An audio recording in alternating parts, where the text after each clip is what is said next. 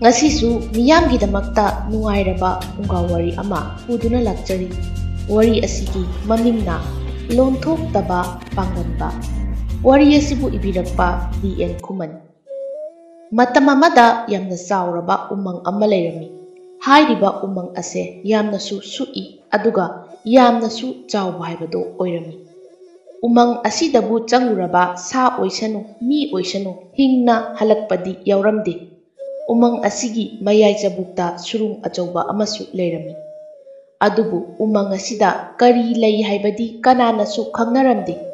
Adubu numit hek tarakpaga sekpi achauba musuk muba amadi hek paibadi urami. Adubu sekpi aduna hatpa oiramgani haina khanarami.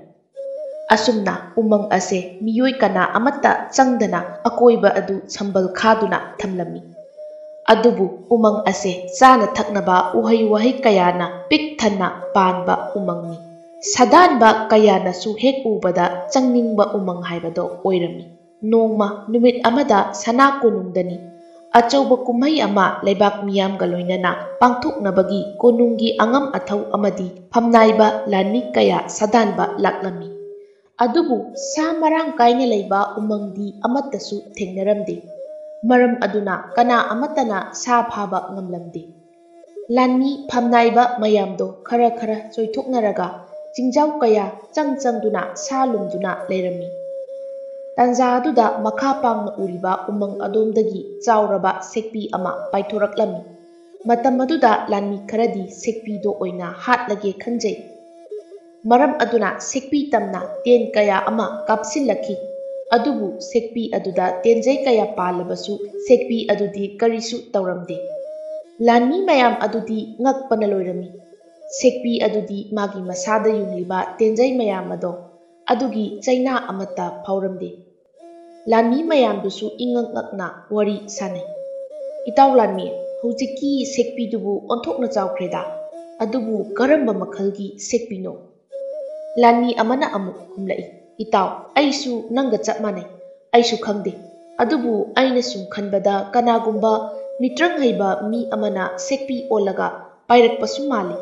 Aina hek poklakpadagi ngasi phawba asigumba achauba sekpi se amukta uraktri. Makoi anigi wari taraga makoigi luchingliba phamnaiba aduna. Yare, haujik adugi matam nate. Makharomda leiriba umang ase amukta changlusi. Mafam ase sa marang kaina leiramgani khalli. Asumna lani kharado tauraga mayamna changnaba kiraba umang aduda laklami.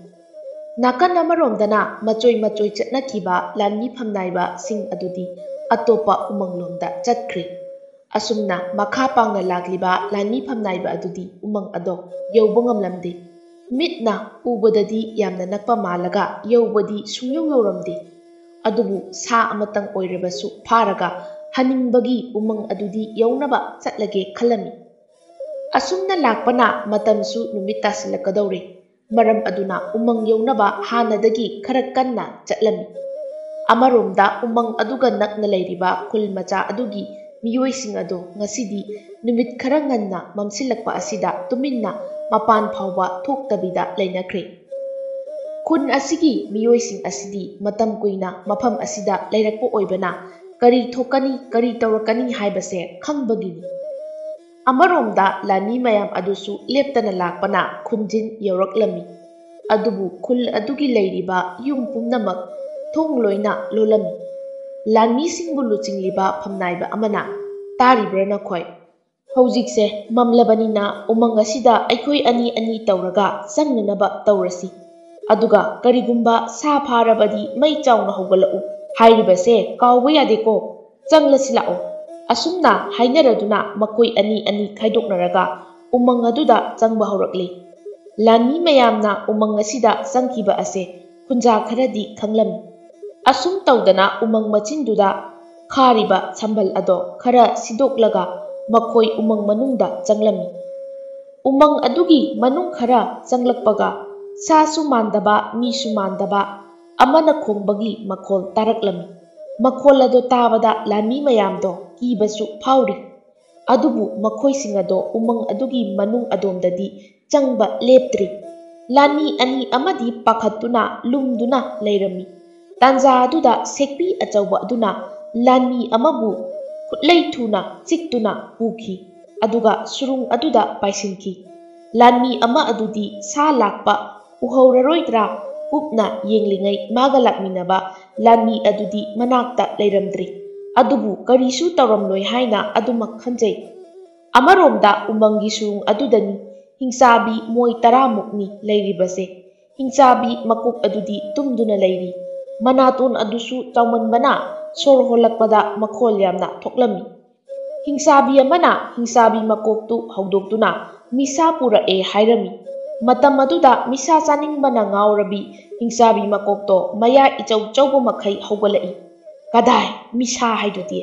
ꯑꯩ ꯃꯤꯁꯥ ꯆꯥꯅꯤꯡꯏ꯫ ꯃꯅꯝꯁꯤꯗꯤ ꯍ ꯍ ꯀꯗꯥꯏꯅꯣ ꯄꯨꯁꯤꯜꯂꯛꯎꯅꯦ"꯫ ꯑꯁꯤ ꯍꯥꯏꯔꯒ ꯂꯥꯟꯃꯤ ꯑꯗꯣ ꯃꯊꯕꯥꯛꯇ ꯁꯦꯒꯥꯏꯔꯒ ꯄꯤꯔꯝꯃꯤ꯫ ꯃꯇꯝ ꯑꯗꯨꯗ ꯍꯤꯡꯆꯥꯕꯤ ꯃꯀꯣꯛꯇꯣ ꯁꯥꯎꯔꯝꯃꯤ꯫ "ꯅꯣꯏꯒꯤꯁꯤ ꯑꯩꯕꯨ ꯎꯁꯤꯠꯇ꯭ꯔꯤꯕ꯭ꯔꯥ? ꯃꯁꯤ ꯈꯛꯇ ꯆꯥꯕꯗꯤ ꯐꯨꯜꯂꯒ ꯁꯤꯔꯣꯏꯗ꯭ꯔꯣ? ꯏꯗꯤ ꯑꯃꯠꯇ ꯌꯥꯎꯗ꯭ꯔꯦ꯫ ꯐꯔꯦ ꯃꯇꯨꯡꯗꯤ ꯏ ꯆꯨꯞꯊꯣꯔꯛꯄ ꯌꯥꯔꯣꯏꯀꯣ"꯫ ꯑꯁꯤ ꯍꯥꯏꯔꯒ ꯍꯤꯡꯆꯥꯕꯤ ꯑꯗꯨꯅ ꯁꯥꯗꯣꯡꯁꯤꯡ ꯑꯗꯨ ꯁꯦꯠ ꯁꯦꯠꯇꯨꯅ ꯆꯥꯕ ꯍꯧꯔꯛꯂꯝꯃꯤ꯫ ꯍꯤꯡꯆꯥꯕꯤ ꯑꯇꯩꯗꯨꯗꯤ ꯃꯇꯤꯟꯒ ꯑꯣꯔꯣ ꯑꯣꯔꯣ ꯇꯥꯕ ꯃꯈꯩ ꯌꯦꯡꯗꯨꯅ ꯂꯩꯔꯝꯃꯤ꯫ ꯍꯤꯡꯆꯥꯕꯤ ꯃꯀꯣꯛꯇꯨꯅ ꯆꯥꯕꯗ ꯂꯦꯝꯍꯧꯕ ꯈꯔꯗꯣ ꯃꯈꯣꯏ ꯃꯌꯥꯝ ꯑꯃꯨꯛ ꯃꯨꯟꯅ ꯃꯨꯟꯅꯗꯨꯅ ꯆꯥꯔꯝꯃꯤ꯫ ꯃꯤꯁꯥ ꯆꯥꯔꯨꯕ ꯑꯗꯨꯅ ꯑꯃꯨꯛꯀ ꯍꯦꯟꯅ ꯆꯥꯅꯤꯡꯂꯛꯂꯦ꯫ ꯃꯔꯝ ꯑꯗꯨꯅ ꯍꯤꯡꯆꯥꯕꯤ ꯃꯌꯥꯝꯗꯨꯗ ꯃꯤ ꯐꯥꯔꯨꯁꯣ ꯍꯥꯏꯔꯛꯂꯝꯃꯤ꯫ ꯃꯇꯝ ꯑꯗꯨꯗ ꯁꯦꯛꯄꯤ ꯑꯣꯟꯕꯤ ꯍꯤꯡꯆꯥꯕꯤ ꯑꯗꯨꯅ ꯑꯁꯨꯝꯅ ꯍꯥꯏꯔꯛꯏ: "ꯑꯩꯈꯣꯏꯒꯤ ꯎꯃꯪ ꯑꯁꯤꯗ ꯂꯩꯕꯥꯛ ꯑꯁꯤꯒꯤ ꯂꯥꯟꯃꯤ ꯈꯔ ꯁꯥꯗꯥꯟꯕ ꯂꯥꯛꯏ꯫ ꯃꯈꯣꯏꯁꯤꯡ ꯑꯗꯣ ꯈꯨꯠꯂꯥꯏ ꯃꯁꯤꯡ ꯁꯨꯅ ꯄꯥꯏ꯫ ꯃꯔꯝ ꯑꯗꯨꯅ ꯍꯤꯡꯆꯥꯕꯤ ꯑꯩꯈꯣꯏꯒꯤ ꯃꯤꯇ꯭ꯔꯪ ꯁꯤꯖꯤꯟꯅꯗꯨꯅ ꯂꯥꯛꯂꯤꯕ ꯃꯈꯣꯏꯁꯤꯡ ꯑꯗꯣ ꯁꯨꯝꯗꯨꯅ ꯐꯥꯔꯒ ꯊꯝꯂꯁꯤ ꯅꯣꯡꯃꯒꯤ ꯄꯨꯛ ꯊꯟꯅ ꯊꯟꯅ ꯆꯥꯅꯕ"꯫ ꯍꯤꯡꯆꯥꯕꯤ ꯃꯀꯣꯛ ꯑꯗꯨꯅ ꯑꯃꯨꯛ: "ꯑꯣ ꯑꯩꯁꯨ ꯈꯜꯂꯤꯅꯦ ꯉꯁꯤꯁꯦ ꯃꯤꯅꯝꯒꯤ ꯃꯅꯝ ꯅꯝꯃꯤ ꯍꯥꯏꯅ꯫ ꯑꯩꯅꯗꯤ ꯎꯃꯪ ꯃꯌꯥꯒꯤ ꯈꯨꯜ ꯑꯁꯤꯒꯤ ꯃꯤꯅꯝ ꯑꯣꯏꯅ ꯈꯜꯂꯨꯕꯅꯤ꯫ ꯐꯔꯦ ꯑꯗꯨꯗꯤ ꯍꯧꯖꯤꯛꯃꯛ ꯅꯈꯣꯏ ꯈꯔ ꯁꯖꯤ ꯑꯣꯟꯗꯨꯅ ꯃꯈꯣꯏꯒꯤ ꯃꯅꯥꯛꯇ ꯆꯠꯂꯨ꯫ ꯀꯔꯤꯒꯨꯝꯕ ꯃꯈꯣꯏꯅ ꯅꯣꯏꯕꯨ ꯎꯈ꯭ꯔꯦ ꯈꯪꯕꯒ ꯁꯨꯔꯨꯡ ꯇꯝꯅ ꯆꯦꯜꯂꯛꯎꯀꯣ꯫ ꯑꯗꯨꯒ ꯑꯃꯅ ꯃꯈꯣꯏꯒꯤ ꯃꯅꯥꯛꯇ ꯅꯛꯅꯗꯤ ꯆꯪꯁꯤꯟꯕ ꯌꯥꯗꯦ꯫ ꯃꯈꯣꯏꯅ ꯂꯩꯔꯤꯕ ꯃꯅꯥꯛ ꯈꯔ ꯂꯥꯞꯂꯤꯉꯩ ꯅꯈꯣꯏꯅ ꯍꯧꯅ ꯍꯧꯅ ꯈꯣꯡꯒꯗꯧꯕꯅꯤ꯫ ꯑꯩꯅ ꯍꯥꯏꯔꯤꯕꯁꯦ ꯀꯥꯎꯒꯅꯨ"꯫ ꯑꯁꯨꯝꯅ ꯍꯤꯡꯆꯥꯕꯤ ꯃꯀꯣꯛ ꯑꯁꯤꯅ ꯃꯤꯇ꯭ꯔꯪ ꯑꯃ ꯁꯣꯟꯗꯨꯅ ꯃꯈꯣꯏꯁꯤꯡ ꯑꯗꯣ ꯁꯖꯤ ꯍꯥꯏꯕ ꯁꯥ ꯑꯁꯤ ꯑꯣꯏꯍꯟꯈ꯭ꯔꯦ꯫ ꯑꯗꯨꯒꯤ ꯃꯇꯨꯡ ꯂꯥꯟꯃꯤ ꯃꯌꯥꯝꯅ ꯂꯨꯝꯗꯨꯅ ꯂꯩꯔꯤꯕ ꯃꯅꯥꯛ ꯑꯗꯨ ꯌꯧꯗ꯭ꯔꯤꯉꯩ ꯈꯣꯡꯕ ꯍꯧꯔꯛꯂꯦ꯫ ꯃꯇꯝ ꯑꯗꯨꯗ ꯅꯥꯀꯟ ꯅꯥꯀꯟꯗ ꯈꯨꯠꯄꯨ ꯁꯦꯝꯃꯒ ꯆꯥꯏꯊꯣꯛꯅꯈꯤꯕ ꯂꯥꯟꯃꯤ ꯈꯔ ꯑꯗꯨꯅꯁꯨ ꯇꯥꯔꯝꯃꯤ꯫ ꯃꯇꯝ ꯑꯗꯨꯗ ꯃꯈꯣꯏꯁꯤꯡ ꯑꯗꯨꯅꯁꯨ ꯁꯖꯤ ꯑꯗꯨꯕꯨ ꯐꯥꯒꯗꯧꯕꯒꯤ ꯂꯨꯝꯗꯨꯅ ꯂꯥꯛꯂꯝꯃꯤ꯫ ꯁꯖꯤꯁꯤꯡ ꯑꯗꯨꯁꯨ ꯃꯈꯣꯏꯅ ꯈꯣꯡꯕ ꯇꯥꯈ꯭ꯔꯦ ꯈꯪꯕꯗꯒꯤ ꯁꯨꯔꯨꯡ ꯑꯗꯨ ꯇꯝꯅ ꯈꯣꯡꯗꯨꯅ ꯆꯪꯈ꯭ꯔꯦ꯫ ꯂꯥꯟꯃꯤꯁꯤꯡ ꯑꯗꯨꯁꯨ ꯃꯐꯝꯗꯨ ꯇꯝꯅ ꯂꯥꯛꯂꯝꯃꯤ꯫ ꯃꯇꯝ ꯑꯗꯨꯗ ꯉꯁꯥꯏꯗꯒꯤ ꯑꯅꯤ ꯑꯅꯤ ꯆꯣꯏꯊꯣꯛꯅꯔꯨꯔꯕ ꯃꯈꯣꯏꯁꯤꯡ ꯑꯗꯣ ꯁꯨꯔꯨꯡ ꯃꯌꯥ ꯑꯁꯤꯗ ꯂꯣꯏꯅ ꯑꯃꯨꯛ ꯄꯨꯜꯂꯝꯃꯤ꯫ ꯐꯝꯅꯥꯏꯕ ꯑꯗꯨꯅ: "ꯇꯥꯔꯤꯕ꯭ꯔꯥ ꯂꯥꯟꯃꯤ? ꯁꯨꯔꯨꯡ ꯑꯃ ꯂꯩꯔꯤꯕꯁꯦ ꯑꯁꯤꯕꯨ ꯉꯛꯇ꯭ꯔꯣ? ꯃꯐꯝ ꯑꯁꯦ ꯑꯄꯨꯝ ꯑꯁꯥꯒꯤ ꯃꯅꯝꯁꯨ ꯅꯝꯕꯗꯧꯅ ꯇꯧꯏ꯫ ꯐꯔꯦ ꯅꯈꯣꯏꯒꯤ ꯈꯨꯠꯂꯥꯏꯁꯤꯡ ꯑꯗꯣ ꯆꯦꯛꯁꯤꯟꯅ ꯄꯥꯏꯌꯨ ꯑꯗꯨꯒ ꯁꯨꯔꯨꯡ ꯑꯁꯤꯗ ꯆꯪꯂꯁꯤ"꯫ ꯑꯁꯨꯝꯅ ꯃꯈꯣꯏꯁꯤꯡ ꯑꯗꯣ ꯁꯨꯔꯨꯡ ꯑꯗꯨꯗ ꯆꯪꯂꯛꯂꯝꯃꯤ꯫ ꯃꯈꯣꯏꯅ ꯑꯁꯨꯝ ꯆꯪꯂꯛꯄꯗ ꯁꯨꯔꯨꯡ ꯃꯅꯨꯡ ꯑꯗꯣ ꯅꯝꯊꯤꯕ ꯃꯅꯝ ꯀꯌꯥ ꯑꯃ ꯅꯝꯂꯛꯈꯤ꯫ ꯂꯥꯟꯃꯤꯁꯤꯡ ꯑꯗꯨꯗꯤ ꯃꯅꯥꯇꯣꯟ ꯃꯦꯟꯗꯨꯅ ꯈꯥꯡꯂꯤ꯫ ꯂꯦꯞꯇꯅ ꯆꯪꯂꯛꯄꯅ ꯍꯧꯖꯤꯛꯇꯤ ꯁꯖꯤ ꯈꯔ ꯂꯩꯔꯤꯕꯗꯣ ꯎꯔꯝꯃꯤ꯫ ꯃꯈꯣꯏꯅ ꯁꯖꯤ ꯈꯔ ꯎꯕ ꯑꯗꯨꯗ ꯌꯥꯝꯅ ꯍꯔꯥꯎꯔꯝꯃꯤ꯫ ꯑꯗꯨꯒ ꯃꯈꯣꯏꯅ ꯄꯥꯏꯔꯤꯕ ꯈꯨꯠꯂꯥꯏꯁꯤꯡ ꯑꯗꯨꯅ ꯁꯖꯤ ꯇꯝꯅ ꯀꯥꯞꯁꯤꯜꯂꯛꯄꯅꯤ꯫ ꯑꯗꯨꯕꯨ ꯑꯃꯠꯇ ꯄꯥꯟꯗꯦ꯫ ꯑꯁꯨꯝꯅ ꯁꯨꯔꯨꯡ ꯑꯁꯤꯗ ꯁꯖꯤ ꯈꯔ ꯑꯗꯨꯁꯨ ꯀꯣꯏꯆꯦꯟ ꯆꯦꯜꯂꯝꯃꯤ꯫ ꯇꯥꯟꯖꯥ ꯑꯗꯨꯗ ꯁꯨꯔꯨꯡ ꯑꯗꯨꯒꯤ ꯊꯣꯡ ꯑꯗꯣ ꯑꯆꯧꯕ ꯅꯨꯡ ꯑꯃꯅ ꯃꯇꯣꯝꯇ ꯂꯣꯟꯁꯤꯟꯈꯤ꯫ ꯁꯨꯔꯨꯡꯒꯤ ꯊꯣꯡ ꯂꯣꯟꯈꯤꯕꯒꯤ ꯃꯈꯣꯜ ꯑꯗꯨꯗ ꯇꯨꯡ ꯍꯟꯗꯨꯅ ꯌꯦꯡꯊꯣꯛꯂꯝꯃꯤ꯫ ꯃꯇꯝ ꯑꯗꯨꯗ ꯃꯥꯡꯂꯣꯝꯗ ꯑꯃꯨꯛ ꯌꯦꯡꯊꯣꯔꯛꯏ꯫ ꯃꯥꯡꯂꯣꯝꯗ ꯌꯦꯡꯂꯛꯄ ꯃꯇꯝꯗꯗꯤ ꯁꯖꯤ ꯑꯃꯠꯇ ꯎꯈꯤꯗ꯭ꯔꯦ꯫ ꯁꯖꯤꯒꯤ ꯃꯍꯨꯠꯇ ꯆꯥꯎꯔꯕ ꯁꯦꯛꯄꯤ ꯉꯥꯛꯇ ꯑꯃꯨꯛ ꯑꯣꯏꯔꯝꯂꯦ꯫ ꯂꯥꯟꯃꯤꯁꯤꯡ ꯑꯗꯨꯁꯨ ꯀꯤꯕꯅ ꯂꯣꯏꯔꯦ꯫ ꯃꯔꯝꯗꯤ ꯁꯦꯛꯄꯤ ꯑꯁꯦ ꯑꯗꯨꯛꯀꯤ ꯃꯇꯤꯛ ꯆꯥꯎꯔꯝꯃꯤ꯫ ꯑꯗꯨꯒ ꯈꯨꯠꯂꯥꯏ ꯊꯥꯔꯕꯁꯨ ꯃꯁꯥꯗ ꯆꯪꯕ ꯉꯝꯗꯕꯅꯤ꯫ ꯑꯗꯨꯕꯨ ꯃꯁꯥ ꯍꯤꯡꯅꯕꯅꯤ ꯈꯟꯗꯨꯅ ꯃꯆꯤꯟ ꯊꯧꯕ ꯇꯥ ꯑꯃꯗꯤ ꯇꯦꯟ ꯀꯌꯥ ꯑꯃ ꯀꯥꯞꯁꯤꯟꯕ ꯍꯧꯔꯛꯈꯤ꯫ ꯃꯇꯝ ꯑꯗꯨꯗ ꯁꯦꯛꯄꯤꯒꯤ ꯃꯁꯥꯗ ꯄꯥꯜꯂꯕꯁꯨ ꯁꯦꯛꯄꯤꯁꯤꯡ ꯑꯗꯨ ꯀꯔꯤꯁꯨ ꯇꯧꯔꯝꯗꯦ꯫ ꯃꯇꯝ ꯏꯆꯪ ꯆꯪꯗꯅ ꯂꯥꯟꯃꯤ ꯃꯣꯏ 10ꯃꯨꯛ ꯑꯗꯣ ꯁꯦꯛꯄꯤꯁꯤꯡ ꯑꯗꯨꯅ ꯃꯆꯤꯟꯅ ꯑꯃꯨꯛ ꯆꯤꯛ ꯃꯈꯣꯡꯒꯤ ꯈꯨꯖꯤꯟꯅ ꯑꯃꯨꯛ ꯈꯣꯠ ꯇꯧꯕꯗꯒꯤ ꯂꯥꯟꯃꯤꯁꯤꯡ ꯑꯗꯣ ꯂꯦꯡꯕ ꯑꯣꯠꯄ ꯉꯝꯗ꯭ꯔꯤ꯫ ꯉꯥꯏꯍꯥꯛꯀꯤ ꯃꯇꯨꯡ ꯁꯦꯛꯄꯤꯁꯤꯡ ꯑꯗꯨꯁꯨ ꯃꯌꯥ ꯑꯆꯧ ꯑꯆꯧꯕ ꯃꯁꯝ ꯃꯅꯥ ꯏꯐꯥ ꯐꯥꯕ ꯍꯤꯡꯆꯥꯕꯤ ꯉꯥꯛꯇ ꯑꯣꯟꯊꯣꯔꯛꯂꯤ꯫ ꯃꯇꯝ ꯑꯗꯨꯗ ꯂꯦꯡꯕ ꯑꯣꯠꯄ ꯉꯝꯗ꯭ꯔꯕ ꯃꯈꯣꯏꯁꯤꯡ ꯑꯗꯣ ꯃꯤꯇ꯭ꯔꯪꯒꯤ ꯊꯧꯔꯤ ꯑꯃꯅ ꯅꯥꯟꯊꯣꯛꯄ ꯉꯝꯗꯅꯕ ꯄꯨꯟꯁꯤꯟꯗꯨꯅ ꯊꯝꯈ꯭ꯔꯦ꯫ ꯑꯃꯔꯣꯝꯗ ꯑꯇꯣꯞꯄ ꯎꯃꯪꯗ ꯆꯠꯈꯤꯕꯁꯤꯡ ꯑꯗꯨꯗꯤ ꯂꯝꯑꯣꯛ ꯍꯥꯏꯕ ꯁꯥ ꯑꯗꯨ ꯑꯃ ꯑꯅꯤ ꯐꯥꯕꯗꯒꯤ ꯀꯣꯅꯨꯡꯗ ꯍꯟꯈꯤꯔꯝꯃꯤ꯫ ꯅꯤꯡꯊꯧ ꯑꯗꯨꯅꯁꯨ ꯁꯥ ꯄꯨꯔꯛꯂꯤꯕ ꯂꯥꯟꯃꯤ ꯑꯃꯗꯤ ꯐꯝꯅꯥꯏꯕꯗ ꯊꯥꯒꯠ ꯋꯥꯍꯩ ꯍꯥꯏꯔꯝꯂꯒ ꯄꯣꯊꯥꯕ ꯆꯪꯈ꯭ꯔꯦ꯫ ꯅꯣꯡꯉꯥꯟꯕꯒ ꯂꯝꯑꯣꯛ ꯑꯗꯨꯕꯨ ꯁꯦꯝ ꯁꯥꯔꯕ ꯃꯇꯨꯡ ꯃꯩꯊꯛꯇ ꯐꯧꯗꯨꯅ ꯊꯝꯂꯤ꯫ ꯇꯥꯟꯖꯥ ꯑꯗꯨꯗ ꯅꯤꯡꯊꯧ ꯆꯪꯂꯛꯇꯨꯅ ꯌꯦꯡꯁꯤꯜꯂꯝꯃꯤ꯫ ꯂꯝꯑꯣꯛ ꯑꯁꯤꯗꯤ ꯑꯣꯟꯊꯣꯛꯅꯕꯨ ꯆꯥꯎꯈ꯭ꯔꯦꯗ, ꯑꯗꯨꯕꯨ ꯂꯝꯑꯣꯛ ꯑꯁꯤꯗꯤ ꯌꯥꯝꯗꯕ ꯑꯣꯏꯕꯅ ꯆꯥꯕꯗꯤ ꯀꯣꯟꯅꯗꯧ ꯃꯥꯟꯗ꯭ꯔꯦ꯫ ꯅꯤꯡꯊꯧꯅ ꯑꯗꯨꯝꯅ ꯍꯥꯏꯔꯤꯉꯩ ꯑꯇꯣꯞꯄ ꯂꯥꯟꯃꯤ ꯈꯔꯁꯨ ꯂꯝꯑꯣꯛ ꯑꯃꯗꯤ ꯁꯖꯤ 10ꯃꯨꯛ ꯄꯨꯔꯛꯇꯨꯅ ꯆꯪꯂꯛꯂꯝꯃꯤ꯫ ꯃꯗꯨ ꯎꯕꯗ ꯅꯤꯡꯊꯧꯅ ꯂꯥꯟꯃꯤꯁꯤꯡ ꯑꯗꯨꯗ ꯑꯄꯦꯟꯕ ꯄꯣꯛꯂꯗꯨꯅ ꯊꯥꯒꯠꯂꯝꯃꯤ꯫ ꯅꯤꯡꯊꯧ ꯑꯗꯨꯅ ꯐꯝꯅꯥꯏꯕꯁꯤꯡ ꯑꯗꯨꯗ, "ꯐꯝꯅꯥꯏꯕ ꯃꯌꯥꯝ, ꯅꯣꯏ ꯉꯔꯥꯡ ꯆꯠꯈꯤꯕꯗ ꯌꯥꯎꯈꯤꯕ ꯐꯝꯅꯥꯏꯕ ꯁꯣꯚꯥꯗꯤ ꯃꯐꯝ ꯀꯗꯣꯝꯗ ꯆꯠꯈꯤ? ꯍꯧꯖꯤꯛ ꯐꯥꯎꯕ ꯌꯧꯔꯛꯇ꯭ꯔꯤ꯫ ꯃꯍꯥꯛꯅ ꯂꯥꯟꯃꯤ ꯀꯌꯥ ꯂꯣꯏꯅꯈꯤꯕ ꯍꯥꯏꯌꯨ"꯫ ꯐꯝꯅꯥꯏꯕ ꯑꯃꯅ ꯑꯁꯨꯝꯅ ꯈꯨꯝꯂꯛꯏ, "ꯏꯅꯤꯡꯊꯧ, ꯇꯥꯗ ꯁꯣꯚꯥꯒ ꯂꯣꯏꯅꯈꯤꯕ ꯂꯥꯟꯃꯤꯁꯦ ꯃꯁꯥ ꯊꯥꯔꯒ ꯃꯈꯣꯏ 10ꯅꯤ꯫ ꯏꯅꯤꯡꯊꯧ, ꯇꯥꯗ ꯁꯣꯚꯥꯗꯤ ꯃꯈꯥ ꯄꯥꯡꯅ ꯆꯠꯈꯤꯕꯅꯤ, ꯑꯗꯨꯒ ꯅꯅꯥꯏ ꯑꯩꯈꯣꯏꯅ ꯑꯋꯥꯡ ꯄꯥꯡꯅ ꯆꯠꯆꯔꯦ꯫ ꯑꯇꯩ ꯈꯔꯅ ꯃꯅꯤꯡ ꯃꯃꯥꯡ ꯆꯥꯏꯊꯣꯛꯇꯨꯅ ꯆꯠꯆꯕꯅꯤ ꯏꯅꯤꯡꯊꯧ"꯫ "ꯑꯣ, ꯐꯔꯦ ꯐꯔꯦ, ꯑꯗꯨꯗꯤ ꯃꯈꯣꯏꯅ ꯁꯥ ꯀꯌꯥ ꯄꯨꯔꯛꯄ ꯍꯥꯏꯕꯗꯣ ꯉꯥꯏꯈꯤꯁꯤ, ꯑꯗꯨꯒ ꯁꯟ ꯑꯆꯧꯕ 100ꯃꯨꯛꯁꯨ ꯉꯁꯤꯃꯛ ꯁꯦꯝꯕ ꯂꯣꯏꯁꯤꯜꯂꯨ, ꯑꯗꯨꯒ ꯍꯌꯦꯡꯁꯦ ꯂꯩꯕꯥꯛ ꯄꯨꯝꯕ ꯀꯧꯗꯨꯅ ꯄꯨꯟꯅ ꯀꯨꯝꯍꯩ ꯑꯃ ꯄꯥꯡꯊꯣꯛꯀꯗꯕꯅꯤ꯫ ꯑꯗꯨꯒ ꯁꯒꯣꯜ ꯂꯥꯟꯃꯤ, ꯅꯈꯣꯏ ꯈꯔ ꯍꯧꯖꯤꯛꯃꯛ ꯂꯩꯕꯥꯛ ꯁꯤꯟꯕ ꯊꯨꯡꯅ ꯄꯥꯎꯖꯦꯜ ꯄꯤꯔꯨꯔꯣ, ꯑꯗꯨꯒ ꯑꯁꯨꯝꯅ ꯍꯥꯏꯌꯨ: ꯍꯌꯦꯡꯒꯤ ꯅꯨꯃꯤꯠꯇ ꯂꯩꯕꯥꯛ ꯑꯁꯤꯒꯤ ꯀꯣꯅꯨꯡꯗ ꯑꯆꯧꯕ ꯀꯨꯝꯍꯩ ꯑꯃ ꯄꯥꯡꯊꯣꯛꯀꯅꯤ꯫ ꯃꯇꯝ ꯑꯗꯨꯗ ꯖꯒꯣꯏ ꯏꯁꯩ ꯀꯌꯥꯁꯨ ꯇꯧꯒꯅꯤ, ꯑꯆꯧꯕ ꯆꯥꯛꯂꯦꯟ ꯑꯃꯁꯨ ꯄꯥꯡꯊꯣꯛꯀꯅꯤ꯫ ꯃꯔꯝ ꯑꯗꯨꯅ ꯀꯨꯝꯍꯩ ꯑꯁꯦ ꯌꯥꯎꯕ ꯂꯥꯛꯄꯤꯌꯨ ꯍꯥꯏꯅ ꯍꯥꯏꯌꯨ꯫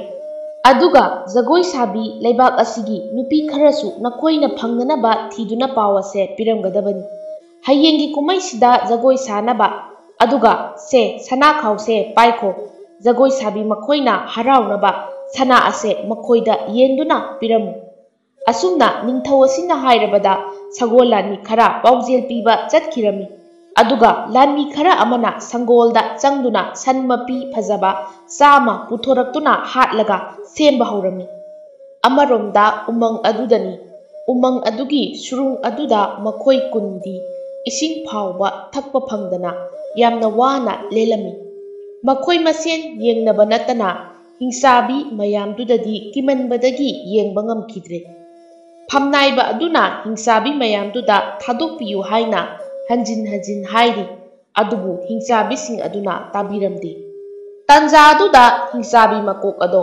ꯆꯪꯂꯛꯂꯒ ꯄꯨꯜꯂꯒ ꯊꯝꯂꯤꯕ ꯂꯥꯟꯃꯤ ꯃꯌꯥꯝꯗꯨꯒꯤ ꯃꯔꯛꯇꯒꯤ ꯂꯥꯟꯃꯤ 2ꯒꯤ ꯃꯉꯛ ꯑꯗꯨ ꯀꯛꯂꯒ ꯊꯣꯛꯂꯛꯂꯤꯕ ꯅꯪ ꯅꯪ ꯂꯥꯎꯕ ꯏ ꯃꯌꯥꯝ ꯑꯗꯣ ꯊꯛꯂꯝꯃꯤ꯫ ꯑꯗꯨꯒꯤ ꯃꯇꯨꯡ ꯁꯥꯗꯣꯡꯁꯤꯡ ꯑꯗꯣ ꯃꯈꯣꯏ ꯃꯌꯥꯝꯅ ꯁꯦꯠ ꯁꯦꯠꯇꯨꯅ ꯆꯥꯔꯝꯃꯤ꯫ ꯃꯇꯝ ꯑꯗꯨꯗ ꯂꯥꯟꯃꯤꯁꯤꯡ ꯑꯗꯣ ꯀꯤꯕꯅ ꯀꯞꯄꯁꯨ ꯌꯥꯎꯔꯝꯃꯤ꯫ ꯃꯇꯝ ꯑꯗꯨꯗ ꯍꯤꯡꯆꯥꯕꯤ ꯃꯀꯣꯛ ꯑꯗꯨꯅ ꯑꯁꯨꯝꯅ ꯍꯥꯏꯔꯛꯏ, "ꯀꯞꯀꯅꯨ, ꯇꯥꯅꯤꯡꯗꯦꯅꯦ, ꯅꯈꯣꯏꯅ ꯀꯞꯄꯁꯤ ꯇꯥꯔꯒ ꯄꯨꯛ ꯑꯁꯦ ꯍꯦꯛꯇ ꯂꯥꯝꯃꯤ꯫ ꯀꯞꯀꯅꯨꯀꯣ, ꯀꯔꯤꯒꯨꯝꯕ ꯍꯟꯗꯛꯀ ꯀꯞꯂꯛꯂꯕ ꯈꯨꯗꯛꯇ ꯍꯥꯠꯀꯗꯧꯕꯅꯤ꯫ ꯆꯤꯟꯖꯥꯛ ꯑꯣꯏꯔꯤꯕ ꯅꯈꯣꯏꯅ ꯀꯞꯄꯁꯦ ꯆꯥꯕ ꯍꯥꯎꯇꯦ, ꯀꯞꯀꯅꯨ"꯫ ꯋꯥꯍꯩ ꯑꯁꯤ ꯍꯥꯏꯔꯝꯂꯒ ꯃꯤꯒꯤ ꯁꯔꯨ ꯄꯣꯂꯥꯡꯅ ꯁꯦꯝꯕ ꯐꯃꯨꯡ ꯑꯗꯨꯗ ꯀꯥꯈꯠꯇꯨꯅ ꯍꯤꯞꯇꯨꯅ ꯂꯩꯈ꯭ꯔꯦ꯫ ꯍꯤꯡꯆꯥꯕꯤ ꯑꯁꯤꯒꯤ ꯃꯑꯣꯡ ꯃꯇꯧꯁꯤ ꯎꯕꯗ ꯂꯥꯟꯃꯤ ꯃꯌꯥꯝꯗꯣ ꯌꯥꯝꯅ ꯀꯤꯕ ꯍꯥꯏꯕꯗꯣ ꯑꯣꯏꯈ꯭ꯔꯦ꯫ ꯑꯃꯔꯣꯝꯗ ꯁꯒꯣꯜ ꯇꯣꯡꯗꯨꯅ ꯀꯣꯅꯨꯡꯒꯤ ꯄꯥꯎꯖꯦꯜ ꯄꯨꯕ ꯂꯥꯛꯄ ꯂꯥꯟꯃꯤꯁꯤꯡ ꯑꯗꯣ ꯎꯃꯪ ꯑꯁꯤꯒꯤ ꯃꯌꯥꯗ ꯂꯩꯔꯤꯕ ꯈꯨꯜ ꯑꯁꯤꯗꯁꯨ ꯆꯪꯂꯛꯇꯨꯅ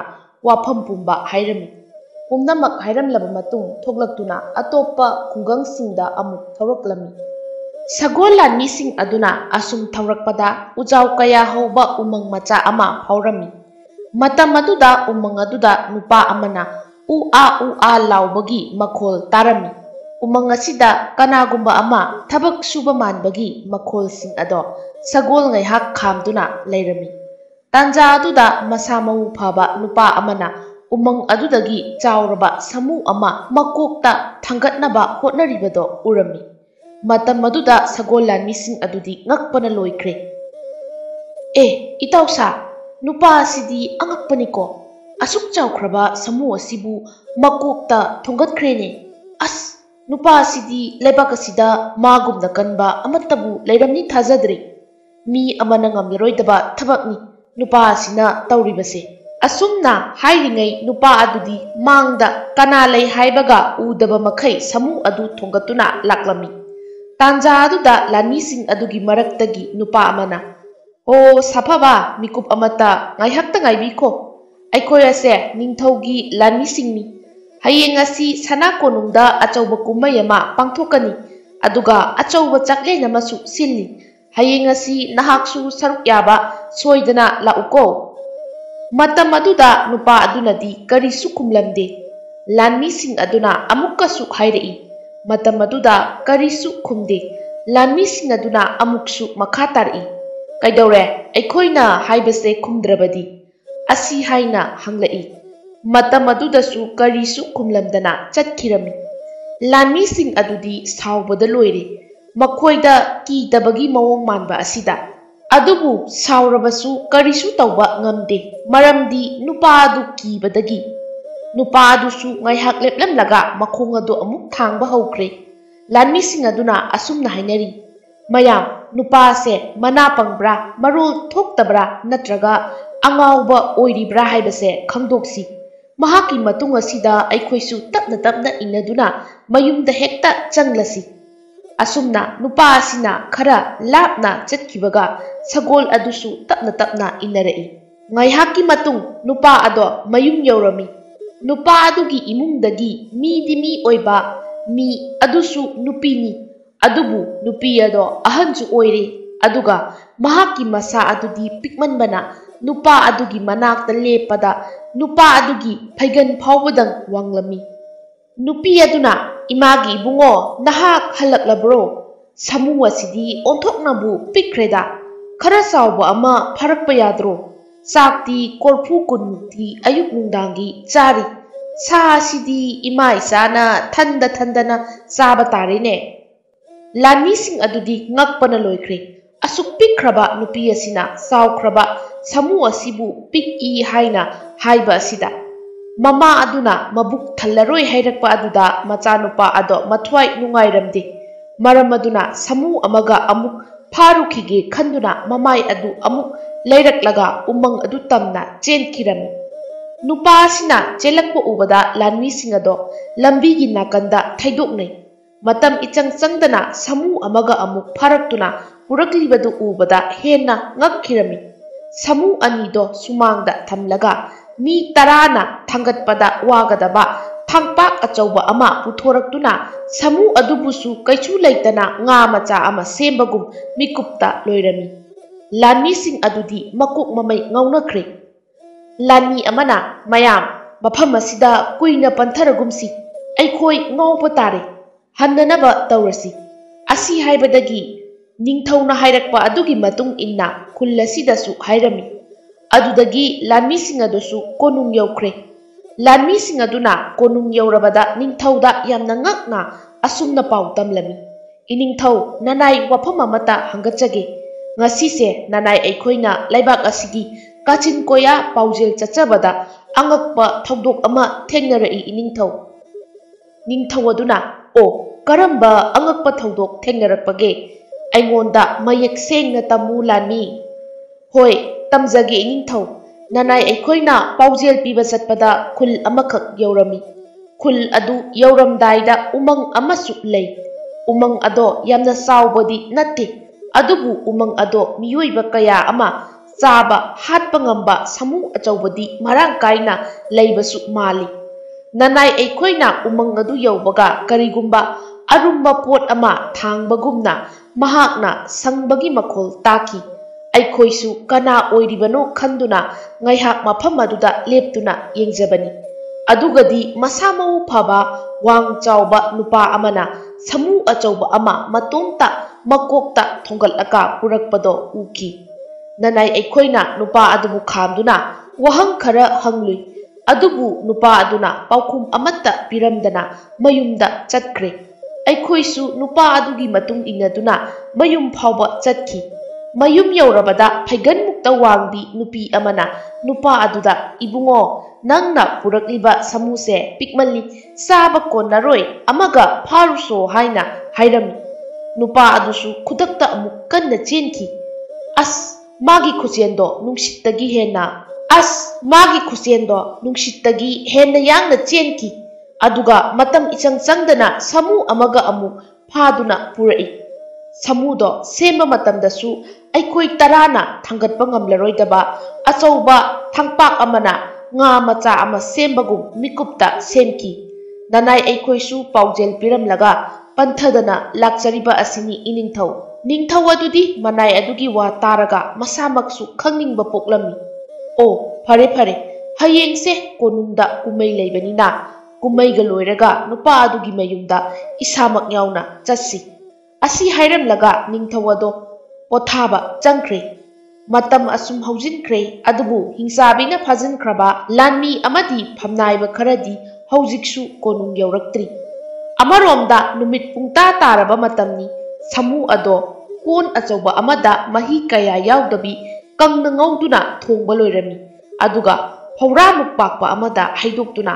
ꯃꯃꯥ ꯃꯆꯥ ꯆꯥꯛ ꯆꯥꯕ ꯍꯧꯔꯝꯃꯤ꯫ ꯃꯤꯇ꯭ꯔꯪ ꯍꯩꯕꯤ ꯃꯃꯥꯅꯤ꯫ ꯃꯃꯥ ꯑꯗꯨꯅ ꯃꯆꯥꯒꯤ ꯃꯄꯥꯡꯒꯜ ꯑꯁꯤꯁꯨ ꯃꯤꯇ꯭ꯔꯪ ꯇꯧꯗꯨꯅ ꯀꯜꯍꯟꯈꯤꯕꯅꯤ꯫ ꯃꯔꯝ ꯑꯗꯨꯅ ꯃꯆꯥꯅꯨꯄꯥ ꯑꯁꯦ ꯑꯀꯤꯕꯁꯨ ꯂꯩꯇꯦ꯫ ꯑꯗꯨꯒ ꯀꯜꯂꯕ ꯁꯥꯊꯤꯕ ꯍꯤꯡꯆꯥꯕꯤ ꯀꯌꯥꯅꯁꯨ ꯃꯍꯥꯛꯄꯨ ꯀꯤꯔꯤꯕꯅꯤ꯫ ꯑꯁꯨꯝꯅ ꯆꯥꯛ ꯇꯣꯛꯂꯕꯗ ꯁꯥꯐꯕ ꯑꯗꯨ ꯇꯨꯝꯈ꯭ꯔꯦ꯫ ꯃꯃꯥꯁꯨ ꯇꯨꯝꯈ꯭ꯔꯦ꯫ ꯑꯃꯔꯣꯝꯗ ꯍꯤꯡꯆꯥꯕꯤ ꯃꯌꯥꯝꯗꯨꯅ ꯂꯦꯝꯍꯧꯔꯤꯕ ꯃꯤꯑꯣꯏ ꯈꯔ ꯑꯗꯨꯁꯨ ꯂꯣꯏꯅ ꯍꯥꯠꯂꯒ ꯏ ꯊꯛꯇꯣꯛꯂꯕ ꯃꯇꯨꯡ ꯁꯥꯗꯣꯡꯁꯤꯡ ꯑꯗꯣ ꯃꯩꯊꯛꯇ ꯌꯥꯏꯗꯨꯅ ꯃꯆꯨꯝ ꯀꯪꯍꯜꯂꯝꯃꯤ꯫ ꯑꯁꯨꯝꯅ ꯍꯤꯡꯆꯥꯕꯤꯁꯤꯡ ꯑꯗꯨꯁꯨ ꯄꯣꯊꯥꯈ꯭ꯔꯦ꯫ ꯃꯊꯪꯒꯤ ꯅꯨꯃꯤꯠꯅꯤ ꯑꯌꯨꯛ ꯑꯉꯟꯕ ꯑꯣꯏꯔ ꯐꯥꯎꯕ ꯂꯦꯝꯍꯧꯔꯤꯕ ꯂꯥꯟꯃꯤꯁꯤꯡ ꯑꯗꯣ ꯂꯥꯛꯇ꯭ꯔꯕꯗ ꯅꯨꯡꯁꯥ ꯊꯤꯅꯔꯝꯃꯤ꯫ ꯑꯗꯨꯒ ꯁꯥꯎꯅꯤꯡꯕꯁꯨ ꯄꯣꯛꯂꯝꯃꯤ꯫ ꯑꯗꯨꯕꯨ ꯂꯩꯕꯥꯛ ꯈꯪꯅ ꯉꯁꯤ ꯀꯨꯝꯍꯩ ꯇꯧꯒꯅꯤ ꯍꯥꯏꯕꯒꯤ ꯄꯥꯎꯖꯦꯜ ꯄꯤꯈ꯭ꯔꯕꯅꯤꯅ ꯀꯨꯝꯃꯩ ꯑꯗꯨ ꯇꯧꯅꯕ ꯁꯦꯝ ꯁꯥꯔꯝꯃꯤ꯫ ꯆꯥꯛ ꯊꯣꯡꯕ ꯄꯨꯖꯥꯔꯤ ꯂꯤꯁꯤꯡꯅꯤ꯫ ꯃꯈꯣꯏ ꯃꯌꯥꯝꯅ ꯍꯧ ꯇꯧꯗꯨꯅ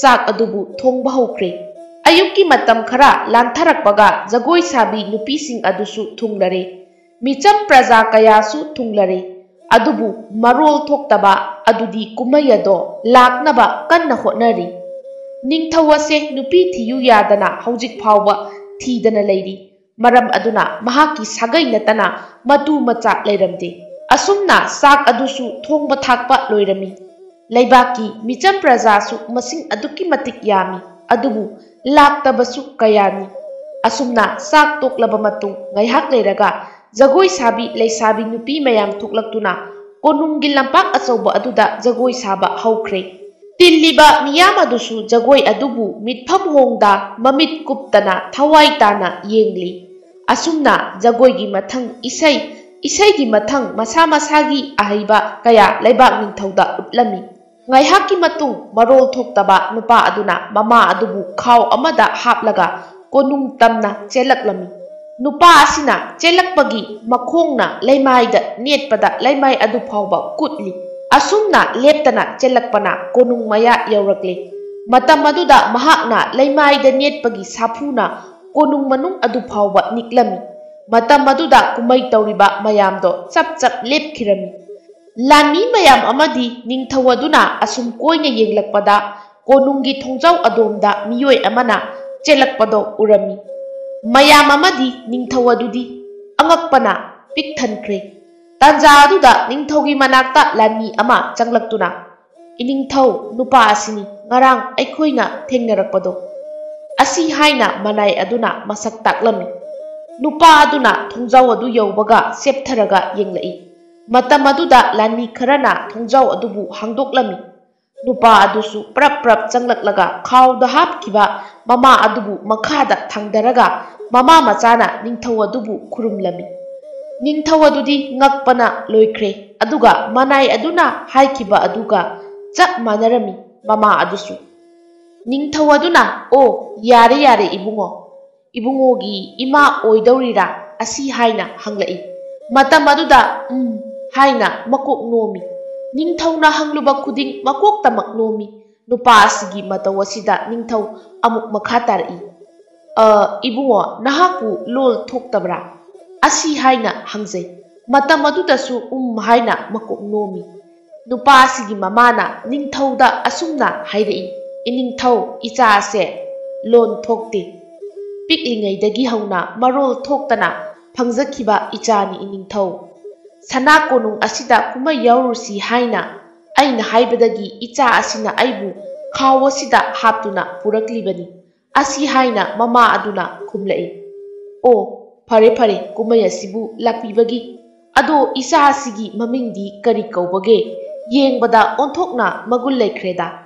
Mama aduna amuk khumlai. Iningthau isa asigi maming Panganba haina mama aina nungsina thonbibani. Icha ase mapangalsu onthokna kankraba ichani. Maram aduna mapangal kali haiduna Panganba haina tholibani iningthau. Asumna wari tawringai tanja aduda konungda thamliba angawba san samu mayamdo kai kaiduna miyam marakta chensilaki. Miyam adusu law lawduna kaidana chenaki. Matam aduda Panganbana yengthoklubada samu angawba san angawba mayamna mirak tamna chelaklibado urami. Pangalbana ningthaugi manaktagi chelaktuna samu angawba san angawba mayamdo mayoknarami. Makut ani aduna san amadi samu singado pedrek pedrek laithatlami. Panganba ubada mayamdo kumai amagum yengnakre.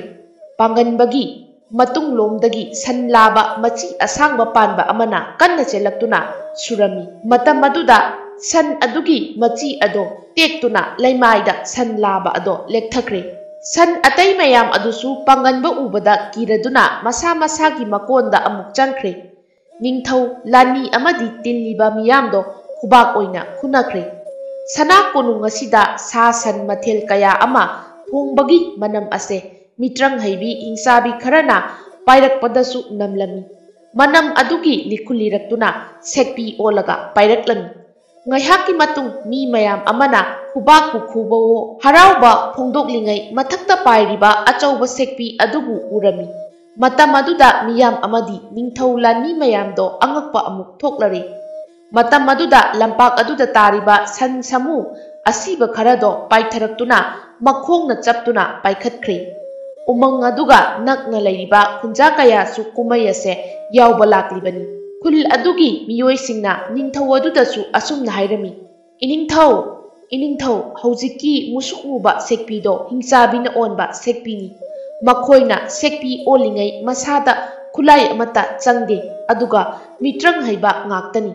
Makhoising aduna aikhoigi khunja kaya su phaduna chakrabani. Matam aduda phamnaiba amana asumna hanglai.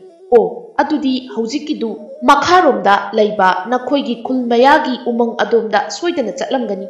Haujik phawba aikhoigi lani amadi phamnaiba yauraktri. Matam aduda khunja aduna hoi iningthau nahan nungdang ama lani mayam ama umang aduda changkibani. Adubu changkriba makhoising ado awaba soidana taramlagani.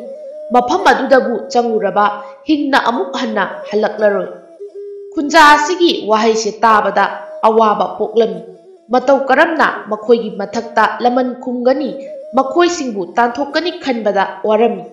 Tanja aduda Panganbagi mamana iningthau adugidamaktadi karisu wabiganu. Icha Panganbana mayamgi awaba soidana kokhanba ngamgani. Ningthau amadi miyam adunasu thajarami. Mama asina hairiba wafamado. Adubu iningthau icha asidi mabukta karisu taraktri. Maram aduna sak korfu kuntra amadi sanbi mari kudak asida thongbiyu.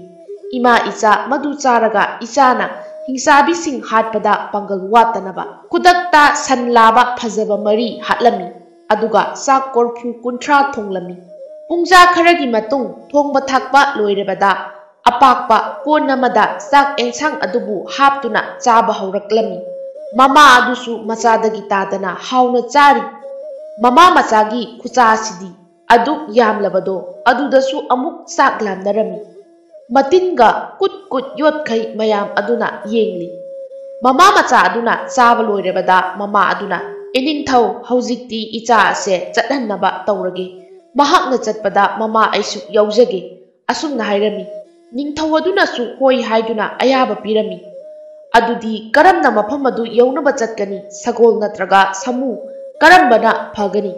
Matam aduda ꯌꯥꯅꯤ ꯈꯣꯡꯅ ꯑꯗꯨꯝ ꯆꯠꯆꯒꯦ ꯍꯥꯏꯅ ꯍꯥꯏꯔꯝꯃꯤ꯫ ꯃꯃꯥ ꯃꯆꯥꯅ ꯍꯥꯏꯔꯤꯕꯗꯣ ꯅꯤꯡꯊꯧꯅ ꯌꯥꯔꯕꯗ ꯃꯃꯥ ꯃꯆꯥꯗꯣ ꯀꯣꯅꯨꯡꯗꯒꯤ ꯊꯣꯛꯂꯛꯂꯦ꯫ ꯑꯁꯨꯝꯅ ꯀꯣꯅꯨꯡꯗꯒꯤ ꯈꯔ ꯂꯥꯞꯊꯣꯔꯛꯄꯒ ꯄꯥꯡꯒꯟꯕꯒꯤ ꯃꯃꯥ ꯑꯗꯨꯅ ꯃꯤꯇ꯭ꯔꯪ ꯇꯧꯗꯨꯅ ꯆꯤꯡꯂꯥꯏ ꯑꯆꯧꯕ ꯑꯃ ꯊꯣꯛꯍꯜꯂꯝꯃꯤ꯫ ꯆꯤꯡꯂꯥꯏ ꯑꯗꯣ ꯁꯃꯨ 5ꯃꯨꯛ ꯆꯥꯎꯕ ꯆꯤꯡꯂꯥꯏꯅꯤ꯫ ꯃꯃꯥ ꯃꯆꯥ ꯑꯅꯤ ꯑꯗꯣ ꯆꯤꯡꯂꯥꯏ ꯑꯗꯨꯗ ꯇꯣꯡꯂꯒ ꯄꯥꯏꯈꯤꯔꯝꯃꯤ꯫ ꯃꯈꯣꯏꯅ ꯄꯥꯏꯔꯛꯄ ꯃꯇꯝꯗ ꯍꯤꯡꯆꯥꯕꯤꯅ ꯑꯣꯟꯕ ꯁꯦꯛꯄꯤ ꯈꯔ ꯑꯗꯨꯁꯨ ꯄꯥꯏꯔꯝꯃꯤ꯫ ꯁꯦꯛꯄꯤꯁꯤꯡ ꯑꯗꯨꯅ ꯆꯤꯡꯂꯥꯏ ꯑꯗꯨꯕꯨ ꯎꯕꯗ ꯀꯤꯃꯟꯕꯗꯒꯤ ꯎꯃꯪꯒꯤ ꯁꯨꯔꯨꯡ ꯑꯗꯨꯗ ꯄꯥꯏꯊꯈꯤꯔꯝꯃꯤ꯫ ꯃꯈꯣꯏꯅ ꯄꯥꯏꯊꯈꯤꯕ ꯑꯗꯨꯗ ꯄꯥꯡꯒꯟꯕ ꯑꯃꯗꯤ ꯃꯃꯥꯁꯨ ꯃꯈꯣꯏꯅ ꯄꯥꯏꯊꯈꯤꯕ ꯃꯐꯝꯗꯣ ꯇꯥꯅ ꯄꯥꯏꯔꯛꯂꯝꯃꯤ꯫ ꯁꯦꯛꯄꯤꯁꯤꯡ ꯑꯗꯨꯅ ꯑꯃꯨꯛ ꯍꯤꯡꯆꯥꯕꯤ ꯑꯣꯟꯗꯨꯅ ꯍꯤꯡꯆꯥꯕꯤ ꯃꯀꯣꯛꯇꯨꯗ ꯄꯥꯎ ꯄꯨꯝꯕ ꯇꯝꯂꯝꯃꯤ꯫ ꯃꯇꯝ ꯑꯗꯨꯗ ꯍꯤꯡꯆꯥꯕꯤ ꯃꯀꯣꯛ ꯑꯗꯨꯅꯗꯤ ꯊꯥꯖꯔꯝꯗꯦ꯫ ꯑꯁꯨꯝꯅ ꯍꯤꯡꯆꯥꯕꯤꯁꯤꯡ ꯑꯗꯣ ꯋꯥꯔꯤ ꯁꯥꯔꯤꯉꯩ ꯁꯨꯔꯨꯡ ꯃꯆꯤꯟ ꯑꯗꯨꯗ ꯆꯤꯡꯂꯥꯏꯗꯣ ꯄꯥꯏꯊꯔꯛꯂꯦ꯫